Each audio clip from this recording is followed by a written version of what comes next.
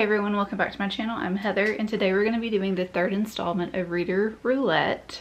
It's Christmas Eve. I don't know how many days until the end of the year, 6, something like that, but I am still working on my 25 books of 2025, and I have like 3 left, I think. So hopefully these cards will help me clear out some of that on my TBR cart. That's what I am planning on doing in this video, is to clear out my TBR cart. I have a bunch of books on there. Not all of them are for 2025. Some of them, you know, there are books on there that I have put on there throughout 2025. But I want to try to get some of them off my shelf, okay? Off my little shelf over there. So hopefully this video will work out in my favor.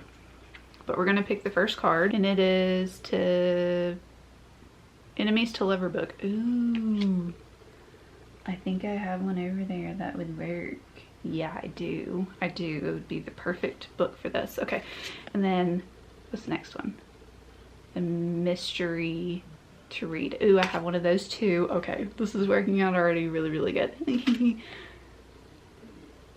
Place Spin the Bottle with 5 books, and okay. Ooh, that'll be fun. Okay, I didn't even read the whole card. Spin the bottle with 5 books and read the winner. Okay, cool. And then a 4th one. We're gonna do 4 in this video. Choose a book with a couple on the cover. Y'all, I got this one. So let me go pick the books and I'll be ready. Right, picked out 5 books off my TBR shelf to play Spin the Bottle with. I have a little cup here, but it spins because I already tested it out. So we're gonna spin. 1, 2, 3. Oh no, that didn't work. Hold on, let's try that again. Spread them out a little bit more. Okay. 1, 2, 3. I guess we're gonna read Lila. Let's try it again. 1, 2, 3. Ooh. Okay, so we're gonna read Nobody, Somebody, Anybody. I've had this book on my bookshelf for a long time, so I need to read it. I love how it's not. There we go. Nope, okay. Nobody, Anybody, Somebody. It's Nobody, Somebody, Anybody. It's supposed to be like a satirical made story, and it's supposed to be funny. So we're gonna read that. I have no idea how long it just took me to get you semi straight. So whew, okay, I am sweating. So the prompt with the cover, or the prompt with the couple on the cover, I'm going to do Island Time by Georgia Clark. I believe that this is a sapphic romance, and it's set in Australia, so excited about that. The mystery book I'm going to read is The Witcher Hunter by Max Seek, and I know that this is a detective story about somebody who was killed in a bizarre ritual, and we're going to be following Detective Jessica and Naomi. I've heard so things about this, and it's been on my shelf for a while too. And then for the Enemies to Lovers, this one like works out perfectly because this literally is the title. Like, it's the title, Enemies to Lovers, and I've had this on my bookshelf for a while too, and I've heard really good things about this. So the 4 books we're gonna read for this are these. I'm very excited. I have all the audiobooks for these, which is also why I wanted to pick off my TBR cart. Did I pick any of the ones that I need to read for 2025? No, I did not. Nope, did not. So yeah, there's that. Unfortunately, Enemies to Lovers was not my favorite. I gave it a 2. I did not like Flo. Her name is Florence, but they call her Flo. I didn't like her. I'll like at all. She's supposed to be 26, but she read like she was 16, and she came off extremely spoiled to the point where I was like, girl, you gotta get over yourself. Like, come on. She was treating Jamie like crap. Okay, so Jamie and Flo. Jamie is Flo's older brother's best friend. So it's like a forbidden romance, you know. But Jamie doesn't have any family. Both of his parents are gone. So Flo's family has taken Jamie in like under their wing because he doesn't have anybody. So they go on this family vacation to Greece. And Flo is instantly like being a total brat to Jamie. And Jamie doesn't say anything to her. Like he like nods at her and stuff like that, and that really just pisses her off to the point where she is, like I said, just being a brat to him. And everything is about Flo. Everything's about Flo. What Flo wants, Flo gets. And her parents don't really say anything to her about her behavior at all. Her sister-in-law is the one that tells her she needs to get over herself. And I'm like, why are people letting this 26-year-old get away with just being a total brat about the entire trip? But her and Jamie obviously have a romance and everything like that, and then you find out what really happened to them because they did have a short fling at Christmas time, and something happened to where that's why Flo can't stand him and all that, which I understand. But I'm also not under, like, I don't know. I don't get the enemies to lovers thing. It was really just like all Flo, like hating on him and stuff like that. But I can see where she's coming from a specific standpoint, because if something like what happened, if that were to happen to me, I would be upset too, obviously. But the way that she just handled the entire situation, it was like she was a teenager instead of an adult, instead of like going up and talking to him and stuff like that and trying to figure out why what happened. She's just being a complete brat about everything. So didn't really like her all that much. And her family, though, her family is really funny. I did like her family a lot, even though they were kind of enabling her in her behavior. I did enjoy them, and I did enjoy Jamie, but Jamie deserves a lot better. I'll say that. And I typically don't say that about the male love interests, but he deserved a lot better. So I don't see them staying together for forever, even though they're supposed to be together forever. But yeah, I'll see it happening. So that was the enemies to lovers card. The next one that I started on was the book with the couple on the cover. So I started Island Time by Georgia Clark, and this is about the Kellys, who are loud Aussies, and then we also have the Lees, who are pretty much stuck up Americans, and they get stuck on this island, like outside, just like right outside of Australia. And when they are there, a volcano erupts, which causes a tsunami, and then they get stuck on this island together. So these two families are stuck on the island. You have some workers that are stuck on the island as well. And this is really just like a deep dive into all of the family members. I thought this was going to be just like strictly one couple and you seeing them fall in love on this island and stuff like that, but you're getting everybody's perspective in the families. It's kind of a lot to keep up with. And it's more, like I said, just like a deep dive of their family. There are romantic subplots in here too. There are steamy scenes in here, which I don't... The first one caught me off guard because I was like, where'd that come from? I don't dislike this book, but it's a lot to keep up with. Like I said, you're getting all these family members and just like their backgrounds and their work life, because they're stuck on this island for 6 weeks because other people have died and other like surrounding areas in Australia are in dire need of help rather than them, because they have what they need. And there was like, it was a pretty big flood, but minor issues, and one house on their island is habitable, so they're all staying in that house. Anyways, but you have the Kellys, and then the Lees, and Maddie and Parker are getting married. So that's why they went on this holiday, and they are trying to blend their family together. So you're getting their relationship. You're also getting some of the parents' relationships too. I can't remember which set of parents it is, because like I said, there's a lot of people.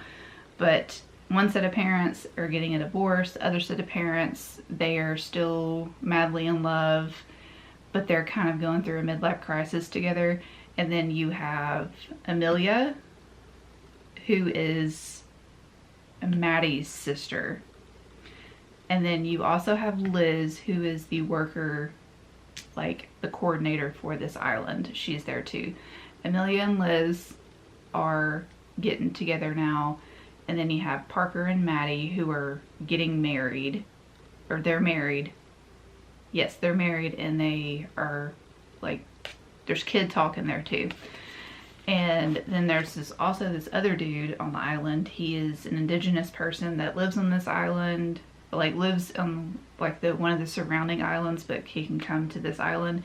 And Jules, one of the moms, is interested in him.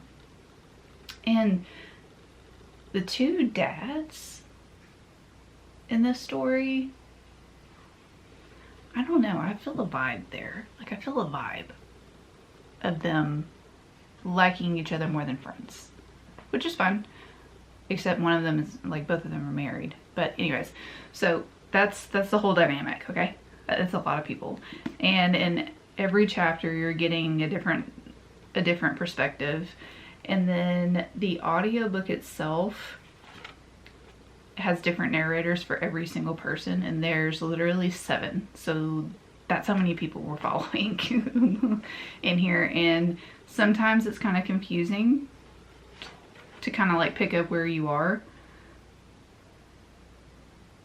and to remember which voice is whose and stuff like that. But yeah, it's a deep dive into these two families and all of their side quests that they have in life and all of that. So it's kind of complicated. It's a little bit intense. By the way, Happy New Year. Today is January 1st. So this book went into 2025, and then this book, obviously, New Year. New Year, new me. Not really. I am on my way to go eat sushi with my friend Nicole. It's our annual New Year sushi day. And I wanted to also fill you in and let you know that I am over halfway through this book. I finished Island Time last night, but I'll fill you in on Island Time in a little bit. But I wanted to let you know that this book, Amy, she is a little deranged, okay? She's a very lonely chick, and she got this position as a maid at this resort. And she's also supposed to be getting her, like, taking her EMT test to get her, to get her EMT license, I guess, or certification. But she has failed that multiple times. But that is like her whole life destiny, is to become an EMT and pass this test. She lives by herself, and she's like in a duplex type thing with her landlord, and she becomes pretty good friends with her landlord, who is also wanting to get a Ukrainian bride. Is that a mail order bride? And she befriends him because he wants to like try to start cooking and all that, so he will be ready for his bride when she gets there. But Amy, I think, is starting to develop feelings for him. I think. She's kind of hard to read. But she is doing some illegal shit. And she's one of those characters, she's so lonely that she's starting to do illegal things like go through people's mail. And she's also lying to her family about her mental health and all of that.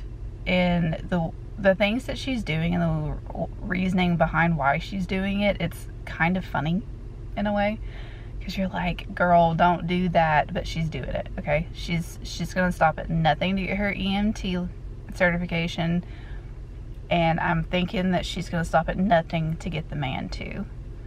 But this is a very mundane book.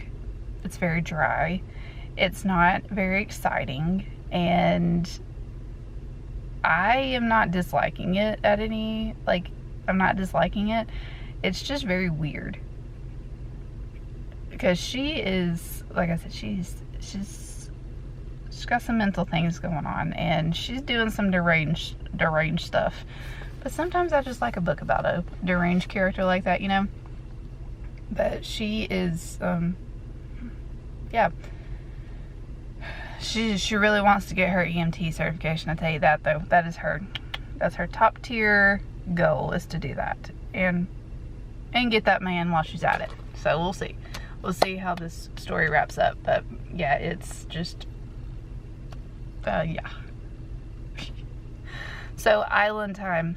I'll go ahead and give you my wrap up on that. I'm giving that a 2-star. There were just too many characters that we were following and getting too many backstories on all the characters and everything. And typically I do like a story that explains the family life of everything. But I like to see it from, you know, maybe 1 or 2 couples, not all of them, because there's 4 couples in this book and we're following all of them pretty much. And I think it was a little bit too ambitious to try to write a 400-page romance / like family dynamic book like that. I think it should have been probably a little bit longer. I think if it was a little bit longer, it would have been fine, but there was just too many shortcuts. And Amelia, ugh.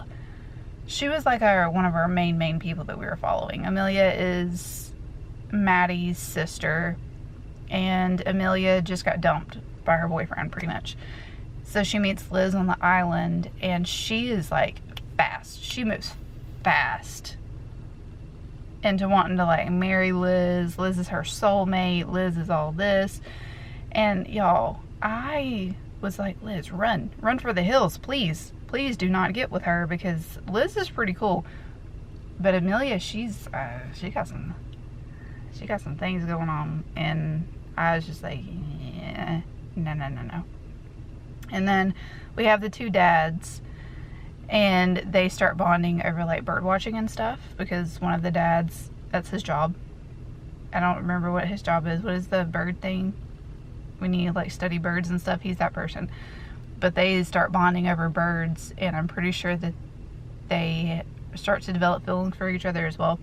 And then we have Maddie and Parker, and they are a couple. Maddie is like super ambitious in her career. Parker wants kids, so there's that dynamic in the book. And then we also have Jules, who is Maddie and Amelia's mom, and she and Grant, that's her soon-to-be ex-husband, are getting a divorce, and their kids don't know it yet. So we have the Lees, I don't remember the others. Lees but we have 2 families, and they are coming together, try to be a blended family, because Parker and Parker and Maddie are married. So they wanted to do this like family time trip, you know, so they can all get acquainted and get to know each other and start to get along and blah, blah, blah, blah, blah. But then there's a volcano that erupts, and they get stranded on this island for 6 weeks. And you follow them for 6 weeks on this island, and everybody falls in love and figures themselves out. But yeah, it's just a little bit too ambitious for me, and very fast moving. And I know that relationships in the real world happen very fast sometimes, but I am like, back it up. Get to know each other a little bit more. You don't even know if you can live with each other. Once you can figure out if you live with somebody, then, you know, that's usually pretty good. You're usually good for the long haul. But if you don't know if you can live with somebody, don't confess your love to them. I mean, tell them that you love them and everything, but don't be like, you're my soulmate, whatever. You know what I'm trying to say. Hopefully I'm not sounding like a little bitch. But yeah, 2 stars. So hopefully this book will be a winner for me, because so far we've got 2 stars.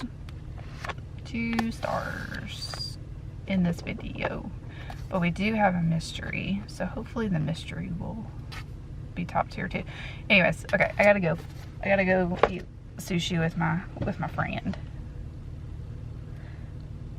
Okay, goodbye. I ended up finishing Nobody, Somebody, Anybody, and I'm giving it a 3.5. I thought that this book was funny. It's really just like about a lonely woman who's just trying to fit in any way that she can, and sometimes she goes a little bit overboard with trying to fit in with everybody. It's very mundane. It's just following her life and following her trying to make connections with people, and she does some things along the way that are like, girly pop, what you doing, you know? But all in all, Amy, I thought she was relatable in a way, where when you're just, you know, when you're just trying to fit in and you're trying to be cool for everybody, it's really not your personality. But she's wanting to be an ENT. She lost her mother, and that messed her up a little bit, because she had some regrets about how she treated her mom, and she's just trying to work through those things too. And again, like I said, she's just really lonely. So if you like lonely women stories who are a little bit deranged and do things that you're like, what are you doing? I think you would like this. It's nothing crazy happens in this book, and it's just following her and the things that she does. And I can see why some people don't like this book, but I enjoyed Amy, okay? I enjoyed her. Then I started The Witch Hunter by Max Seek, and this is reminding me a lot of The Bone Collector, where a serial killer is killing people based off of a book. And we're in Finland in this book, and we're following Jessica and Nimi and her partner, and just basically like her whole squad, because she is a detective. And there are these ritualistic murders that are happening. They're trying to figure out who the murderer is, because they're killing people based off of this one author's book. And I am finding this fascinating. I am liking the pace of this book. I'm liking all the investigative things of this book. I am also liking the psychological aspect of this book too, because we're getting like little bits and pieces of not the book itself, but like verbal tellings of what this author's book does to the victims, you know. There's a little twist in here that I didn't see coming, and I don't know if it's for real or not, or if like there's a trope in here. I can't tell you what it is, because obviously I don't want to spoil it for you if you decide to read this, but just know that it is gruesome. There are very detailed scenes in here of how the bodies are staged after they die, or after, you know, they were killed. And also we're getting some of Jessica's like love life in here too, which isn't taking away from the investigative part of the story. I think it kind of gives like a good break in between the gruesomeness, you know. And then we're also following her partner and then her captain too. And you're just getting like little bits and pieces of their lives too. So it's interesting. It's fast paced. The chapters are like short to the point, and it has caught my attention. And I am ready to see who the killer is, ready to see how they bring the killer down, and the reasonings as to like why this killer decided to do this. So if you like investigative detective mystery thrillers, I think that you might enjoy this. So I'm going to continue these, and then I'll give you my final thoughts. unfortunately, this episode of Reader Roulette did not go as planned because I'm giving The Witch Hunter a 2.5. I was really enjoying this. I was really enjoying the investigative part of it, trying to figure out who the killer was and all of that. But the second half of this book just went downhill for me, and the tone of this book changed in a way. Like the pacing, it's a pretty hefty book. It's over 500 pages. I mean, it's a little book, but it's over 500 pages, but it just felt like the pace went from medium to fast, but too fast to where there are so many plot holes at the end of this book. I did not like it. Didn't really like that part. I liked the grittiness of this book. I liked, like I said, all of the investigative work of this book, but the killer at the end came out of left field for me, and I didn't understand, okay? I just didn't understand why the ending happened. Didn't make any sense to me. Still trying to figure it out. Like how it all fits together. It did not feel like a cohesive ending at all. So 2.5. I am keeping this one though. This is the one that I was worried about the most because I typically don't read these type of books, but I liked this one. I liked Amy. Even though she's a little off her rocker, I think that she's a very good character. And I liked her. I just thought this book was fun, so I'm keeping this one, but all the other ones are going to a new home. I hope you enjoyed this video. Let me know in the comments down below what you thought of this video. If you want me to continue on with this series, I plan on doing another one where I read off my shelves and just kind of like going back and forth between reading off my shelves and the library. I think is a good idea for this series. But yeah, let me know in the comments down below what you thought, and I will see you on the next one. Goodbye.